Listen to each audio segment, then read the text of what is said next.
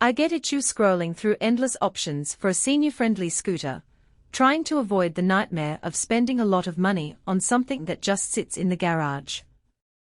You probably wonder if the extra weight capacity and the heavy-duty label actually translate into a smoother ride for your grandma's daily errands, or if you're just adding another piece of equipment that's more trouble than it's worth.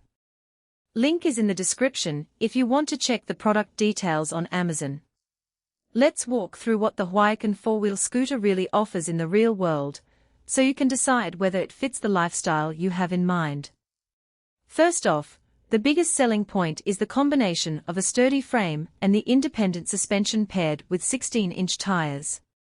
In practice, that means the scooter can handle uneven sidewalks, cracked driveways, and even light gravel without turning every bump into a jolt. I've watched a couple of seniors use a similar setup on a local senior center's garden path. One of them, who uses a walker most of the day, was able to glide over a patch of loose gravel without having to stop and readjust.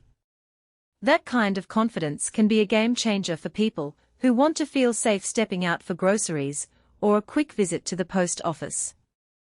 The swivel seat and adjustable headrest are more than just comfort buzzwords.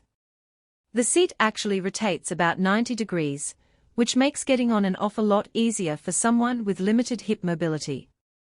The headrest can be raised or lowered, and because it moves independently of the seat, you can keep it low for a short-haired user or lift it for someone who prefers a bit more neck support.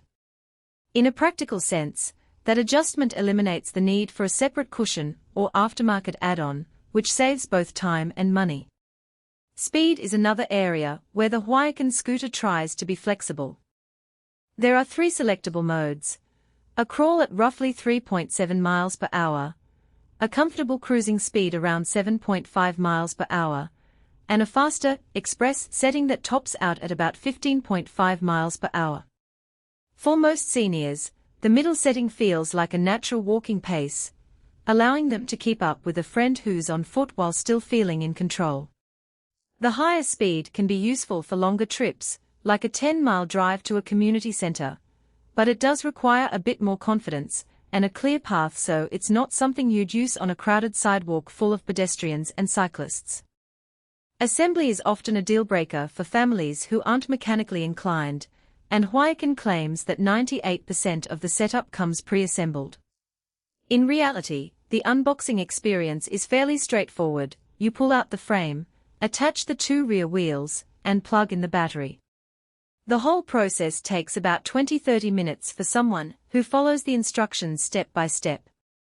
The only real gotcha is the need for a flat surface to lay the scooter on while you bolt the rear axle, so if you live in an apartment with a carpeted floor, you might want to temporarily move a piece of plywood underneath. That's a small inconvenience compared to the hours some competitors require for full assembly. Now, who should actually consider buying this scooter? If you have a senior family member who spends a lot of time outdoors, whether it's gardening, attending community events, or just strolling around a neighborhood, this model offers the stability and comfort needed for those activities. It's also a solid choice for someone who lives in a suburban area with wider sidewalks and a driveway that can accommodate the scooter's turning radius. The higher weight capacity, often marketed as heavy-duty, means you can safely carry a user plus a small bag of groceries without worrying about overloading the motor. On the flip side, if the primary use case is indoor travel on narrow hallways, a compact 3-wheel model might maneuver more easily. The 4-wheel design, while excellent for stability, does require a bit more turning space. Tight corners in a small apartment can feel cramped. Additionally, the top speed of 15.5 miles per hour, while impressive, may be unnecessary for most seniors who never plan to travel beyond a few blocks.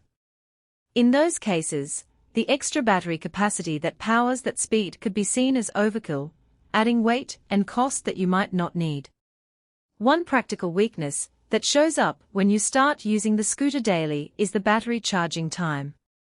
A full charge takes about 810 hours, so you'll need to plan ahead if you have a long outing planned.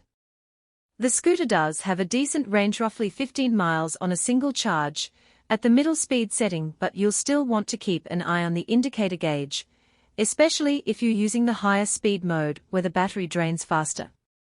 The charger itself is relatively bulky, so storing it in a closet might require a bit of rearranging. Another nuance is the weight of the scooter itself. At around 200 pounds, it's not something you can easily lift into the trunk of a small car. If you need to transport it, you'll likely rely on a roof rack,